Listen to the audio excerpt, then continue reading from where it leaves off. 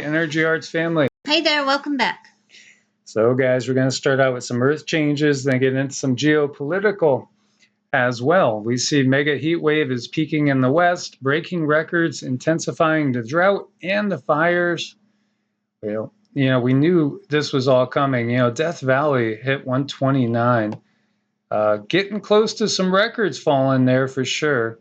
We used to go venturing for fun down through that area. And the thing that hit me immediately driving down into Death Valley is that it was underwater big time in the past. I could just see it, sense it, feel it, taste it. Well, yeah, you also mentioned you literally could smell it. It smelled like beach sand. So it does. And even when you look out, I know that the waves on the road is just heat waves, but it just gives you even more of an illusion that it was underwater. Yep. And Death Valley, by the way, is famous for holding the world record for heat. So it hit 125 there, and then we saw later on there was a temp of 129. You can see the areas with excessive heat warning. Again, it's California into Nevada, Utah, and Arizona as well. And of course, the drought situation seems to be getting worse. Phoenix, the high, well, it's going to be between 116, 117, and I just don't know how you do it. Those that live in Phoenix, it was tough for us. I mean, we just basically, you hibernated during the day. You didn't get out until the sun was setting to do things because it got so hot. You got to be so careful to touch anything metal or you'll give yourself a very bad burn. It's not just metal too. Like when you're filling your gas tank, if you're on empty and you go to put your gas in the tank, it will bubble up and over and can scald you. So you guys watch out for that. Big time, yeah. Vegas, highs 113, 114. Tucson, 114, 115. And both Arizona and Nevada have chance to challenge state records for highest temperatures ever observed at 128 and 125 degrees. Big time, big time. So, and then of course the fire situation as well. Meanwhile, we have a massive cloud of dust sweeping across the Atlantic, heading towards the U.S. We had this last year too. This one's not as big so far. But again, this could affect weather patterns. It could actually stall the development of some tropical systems, at least in the area where it is. And something tells me we're still going to have a very, very busy year. Some interesting quakes. Looking over here, 3.8 in Bloomingdale, Indiana. So that was curious. And we had one over in Independence, Virginia as well, a 2.3. We can see this quake well off the edges of the plate boundary, 4.6 over in Tanzania. But again, you're going to end up having that Kenyan rift, and you're going to end up at some point having one of the largest islands in the world over there, as Africa is bound to split.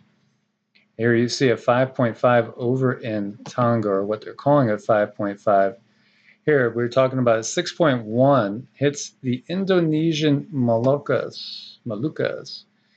And this is that area that just seems to be plagued by just about everything. As we were saying, Indonesia, they get everything, and would not be one of my choices for surviving the earth changes, honestly, as we go deeper into this, everything that we have going on. I know, I really feel sad for those folks there. They have to make it through one catastrophe after the next. It's probably like they don't even get to rest. No, and they're also setting records as far as the number of catastrophes. But at the same time, there's challenges everywhere we look. Hundreds of people near Indonesia's Molucca Islands rushed to higher ground on Wednesday after they had aftershocks and a possible tsunami. After 6.1, a tsunami did manifest, but it was small, so it was nothing life-threatening, but still scary, and it's just crazy. And there's video here that you could check out the incoming water. And checking out some other headlines, as we were talking about Indonesia, 1,432 natural disasters claimed 493 lives so far this year. 1,432 natural disasters in less than half of a year in Indonesia. That is most definitely a disaster-prone area. Floods, mud flows, rock falls hit Dagestan after nearly half a month's worth of rain in a day in Russia as well. As you see, remnants of tropical cyclone Koguma leaving major damage in Laos. Again, the water's rushing and just sweeping everything away in its path. Relentless heavy rains trigger severe flash floods, landslides in Bhutan. At least 10 people died there as well. People were caught off guard by the rivers and streams rising and actually inundating homes and buildings. Snow falls in Cordoba for only the 7th time in 100 years. This is in Argentina. And the dust storm is affecting Kuwait as well, causing traffic issues. Looking over to Nepal, here again, you see severe floods and landslides wreaking havoc across Nepal's Gandaki province as well. It's just another day, another week, and it just rolls on. And again, it just feels like everything changed with that, August of 2017 eclipse. Everything just went to an all new level. I know, I don't know about you guys, but my whole body felt that eclipse. That was really impressive, the amount of energy that shifted that day. Yes. And so we're more than halfway between the two eclipses. The next one, is coming in 2024. And, what will that bring? X marks the spot right over the New Madrid. Cold kills 20 times more people than heat. And that's what a study showed. And it was published in the British journal The Lancet. Analyzed data on more than 74 million deaths in 13 countries between 1985 and 2012. And this is a period that they say was of tremendous global warming. Or was it? How can you trust anything that comes out of any official sources nowadays? Of those, 5.4 million deaths related to cold, 311,000 related to heat. So it's really cold that kills much more than the heat. I know. I heard actually just the opposite, but that was like 10 years ago. So you add on more information and you're going to get different results. But those heat waves, boy, both of them, horrible. Icebergs drifting from Canada to southern Florida during last ice age left deep scours on the ocean floor. So says a new study. And you could see some of them here. There's some interesting formations. There's some interesting lines on the ocean floor in certain areas, some that look to be in grid patterns. Yeah, they do. They're suspiciously straight, like, Mother Nature doesn't do. Mm-hmm. So, yeah, it's interesting. The discovery of icebergs in this area opens up a door to understanding the interactions between iceberg glaciers and climate in the different periods. As we had shared before in the last ice age, again, there was very little usable farmland in, basically, the U.S. and Canada. Very, very little. Canada will go totally offline as far as being able to produce food at that time period. And of course, we had glaciers that went all the way down. Long Island Sound itself was basically created by a glacier. And Banks Airlines in Australia, US, report tech outages. Some blame service providers. So it says some reports. We've had so many outages. Have you guys had like strange internet? Because we're in a new area. We've never been in this area living before. And the internet, the speeds that are available to us are incredibly, insanely fast.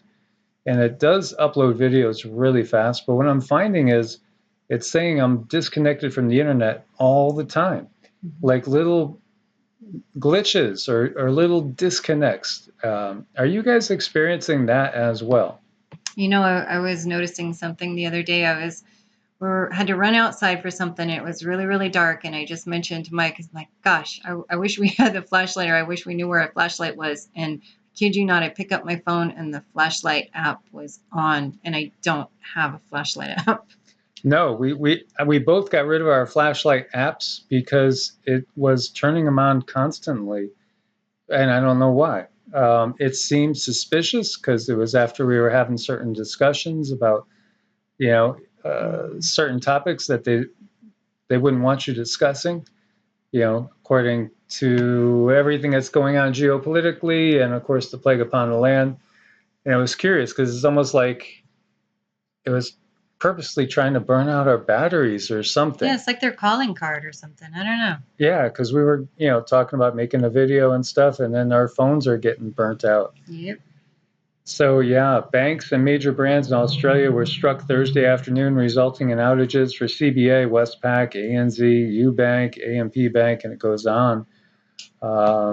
This is just every day. And so, is it just random hacking events, poking and prodding, or covert warfare, or, is it atmospheric as well? All of the above. Pentagon mulling permanent naval task force to counter China. This is according to a report from Politico. The Pentagon's considering creating a permanent naval task force for the Pacific region to confront and counter China, which has been identified as the Pentagon's top priority. Well, as we were talking before about the economic group, if you're going to talk China, you're also going to be talking many other countries, including Russia, first and foremost. But you'll have China, you'll have Russia, you'll have Pakistan, you'll have Iran, you'll have Venezuela, you'll have Cuba. We could start adding a lot of the nations that end in stans in there as well. It's not just China. And, this again is very, very reminiscent to me of, exactly prior to WW1 and WW2, the type of activity that we see going on there. And it's a buildup. As we were saying in yesterday's video, it feels like they're taking sides. They're saying, I'm going to be on this side, I'm going to be on that side, as far as the other players in this. And here we see another Zero Hedge headline. There is a serious possibility China will occupy a Taiwanese island. And a Sydney-based defense analyst tells Bloomberg in a new report about Beijing eyeing the Pratas Island in South China Sea, or Dongsha in Chinese, which, though under Taiwan's control, actually lies closer to the Chinese mainland. It's been long claimed by Beijing. So would this be the first step? And would they poke and prod, test it out, see what the response is? Mm-hmm. Yeah. Would the U.S., in case of a full all-out Chinese invasion of Taiwan, under this current administration, would they actually confront that or not? What do you guys think? Very curious. Yeah, and of course we know it's all part of the puppet master's play that they are playing out in front of us. China launches first astronauts to its new space station as race with U.S. is heating up. Most definitely that race to space to see who's going to dominate. And Chinese officials called the liftoff a complete success. Marks the first time in 5 years that China has sent a crewed mission into space. Comes amid a flurry of Chinese achievements in space that have spurred the United States to speed up some of its own plans. Make no mistake about it, we're in a space race today, just as we were in the 60s. Stakes are even higher, so says VP MP. We'll just leave it at that. Back in 2019, when announcing that NASA would move up its return to the moon by 4 years to 2024. Ooh, that's an interesting year. Mm-hmm. And never a straight answer is truly the description of that organization. And as we know, the reality is, as we've shared with you guys, remote viewing, there's this appearance of confrontation, but there's actually cooperation behind the scenes at the higher levels. Yeah, it doesn't mean that there won't be confrontation in our world, in reality. Mm-hmm. There really could be another WW, even though at the highest levels, perhaps it's known to all the parties what's going on. As we know, WAR is a very, very profitable business, and it achieves other things besides just the lucrative financial aspects. Mm-hmm. Well, it's almost like they went ahead and figured everything out, and they already know how things are going to play out, unbeknownst to us, and making it look like Mike said, just a bunch of conflict, when really there's just a play that needs to play out. Exactly. Iranian ships once believed to be headed towards Venezuela changed course, U.S. officials say. People familiar with the matter believe diplomatic efforts may have made a difference. Or did they at all? Or was this always part of the plan? Is it, again, poking, prodding, like when you're starting a fight, if you're sparring, you feint and you see what the reaction is. Instead of just going headfirst in with a right cross, you feint, you poke, you prod, you test, you look for a reaction. So the Iranian Navy ships believed to have originally been heading to Venezuela, perhaps for oil and arms, changed course early this weekend, are now steaming north up the west coast of Africa. So they're wondering, are they heading all the way north towards Russia? Or are they heading towards Syria? Maybe Libya. There's so many different possibilities. We shall see. Is it because Putin and JB met?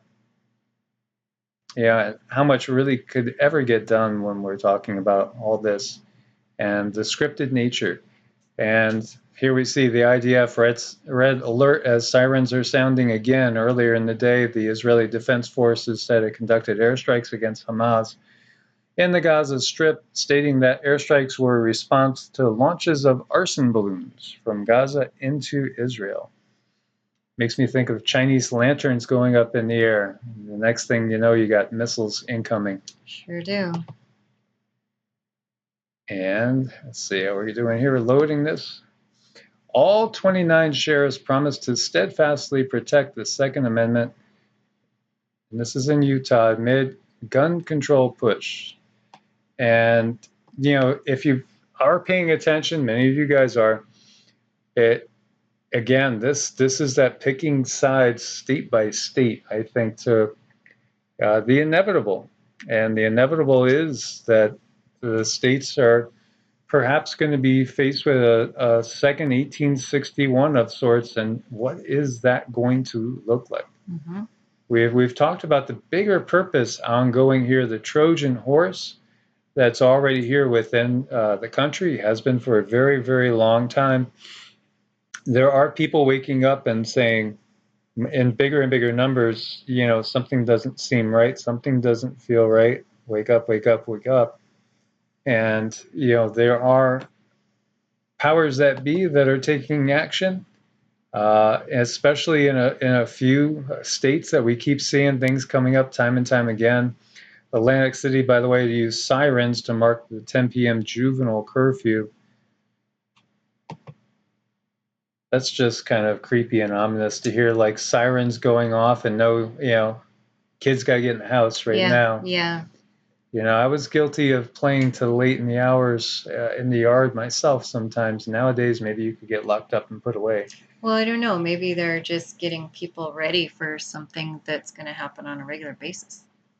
Yeah, again, first start with, a juvenile curfew, and then how about a general curfew? Yep. She's smiling there. So we have the Florida Governor DeSantis pardoning violators of mask mandates and social distancing rules.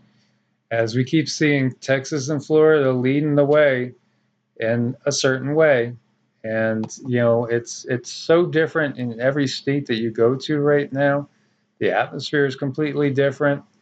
Honestly, things feel absolutely, I would say, back to normal. Yeah. Kind of here. You would almost not know that anything had happened. It's pretty laid back. It's very laid back, and people are talking. It's very friendly. I don't feel any of the tension. We've seen random acts of malice, let's put it that way, in different places across the country, but seen nothing of the sort here. Nothing of the sort. Everything feels kind of normal, and people actually feel pretty happy to be getting back into some sense of normalcy, and restaurants are open and businesses are open and there's no restrictions. I think there's certain companies that have certain mandates in place, but when the populace is used to not having any more mandates in place in general, they just don't listen. So, none of those are being observed, even in some companies that are still wanting to have things observed. We're not finding that to be the case. And again, that's probably not the same in places, like where you guys are. What is it like? Does it feel like everything is completely back to normal? Let's see what you guys are finding in your neck of the woods. Obamacare survives after Supreme Court challenge rejects the latest Republican challenge. And the Supreme Court ruled against Texas and other red states seeking to straight down the Affordable Care Act. The part I didn't like, and maybe you guys agree or disagree, is I just didn't like being told I had to have it, because I have not used and will not use allopathic medicine, period, for like several decades. So, for me, if anything really, really happened, I would be looking for a naturopath, an herbologist, maybe a practitioner of traditional Chinese medicine, something along those lines, which a lot of times isn't covered. Sometimes it is. Things are getting covered more and more, which is good. And of course, there's always accidents. You can't help it if you get, hit by a car crossing the street and you need to have surgery on your broken leg. Yep. Things like that happen all the time. But just as far as being told, and I did pay penalties and taxes because I didn't have insurance. That's just me, because I don't believe in the system. I just don't believe in the system. And so, it is a roll of the dice. But again, everybody should be, in my opinion, entitled to their own opinion and not told what you have to do. Well, I know it's their way of nudging you to do something that they want, and usually the nudge is in the form of some type of financial pain. Interesting quote here. Ex-Facebook VR executive says they'll turn U.S. troops into invincible technomancers. Just raised $450 million. Technomancers. And it describes this as kind of like technology wizards. And as I was sharing with you guys, there was an article out yesterday. It was talking about human lifespans and how you're only going to get so far naturally. And then my question is, well, who funded that? And obviously it was a lot of the same old businesses that you would expect. They're going to lead us towards, you know what? We could really help you if you just simply allow us to use some tech, maybe some NaNO tech, to check out, see how badly clogged those arteries are, or artificial hearts, or maybe a heart that was grown in a pig, things like that. That's where we're heading. And, it's that integration of human with machine, integration that's going to lead to more of a synthetic life than, what nature intended, in my opinion, again. And we've talked about super soldiers, and they're a reality. They are a reality. There was a great interview, which I don't know if it's still around, and I don't even remember where we got it from, but it made me think of one of our people that we talked to that's from Singapore. And it was of a super soldier that came straight out and said that he has fought against reptilians, reptilian aliens, and they're real. And, they're in deep underground military bases, incredibly strong, incredibly vicious, and he is himself enhanced. And then he did this interview, and now, like 2-3 months later, he's not around anymore, and he was a young man. He was like 30. Yeah. 28, 30, and he's not with us anymore. He, caught an illness and left the world very quickly, unfortunately. But that's part of where we're heading. Bank of America's new inflation meter shows transitory hyperinflation. And many people are seeing this now when you go get the groceries. And gosh, it feels like what used to be 75, 80 bucks is now double that. And in many cases, things are going way up. Thankfully, it looked like, which we just got done shopping earlier, about an hour ago, And I didn't notice any shortages. Everything looked pretty stocked. Everything looked good. Some items definitely have gone up in price, though. Oh, definitely. And over here we see, well, what's going to be the new big thing that people are going to be stealing? Avocados are green gold. Thieves find money that grows on trees. Yes, global demand has spurred brazen nightmare. Nighttime heists, defensive measures from barbed wire fences to infrared cameras to security teams and tracking dogs. How many of you guys out there are planting your own stuff now? How many of you guys out there had thought about maybe putting stuff in the front yard and then second guessed it, thinking how if things get real bad, are people going to be picking my stuff before I get a chance to pick it? And maybe some of you out there are so full of love and compassion that you would take the approach that, well, if they need it that bad, then they're welcome to it. Just curious, though, because yes, I mean, food is going to be green gold, so to speak. Yeah, definitely. It's really wonderful to have love and compassion, but if things get really serious and you're being treated unfairly, you might have to step in and say, hey, Yeah, and this is the world that we're heading, and food, definitely. Food is a major thing. I'm going to put together a video talking about what we're looking at historically, and, it's pretty ominous what we have on the horizon as far as the food situation and geopolitically. It's really going to take banding together again, that stressing that, working with neighbors, working with loved ones, family members, maybe even from a distance. Maybe you have family members, but they're an hour away or 2 hours away. Well, maybe you'll have to work something out where you could do some exchanges at certain times, trying to support each other. As we know, there are going to be different mandates in different places, and that's why we have decided to go from a fairly safe area, earth change wise, to an area that we felt would probably resist the changes geopolitically stronger, because that is the biggest challenge straight in front of us right now. And also an area where you could grow stuff that has abundant rainfall, because as we saw in the West, it's challenging. The drought is just going to keep increasing with all the artificial flavoring going on. Yeah, well, anywhere that they can apply control, they're going to apply that. So anywhere where you can find your freedoms in any direction is where we want to be. Yes. So guys, as always, thanks for being part of the family. Thumbs up to support the channel. If you thought this was interesting and informative, make sure you're subscribed and have the bell clicked for both channels. And if you need to set up an appointment, it's evolutionaryenergyarts@gmail.com or EEARTS@protonmail.com. God bless and namaste. Namaste.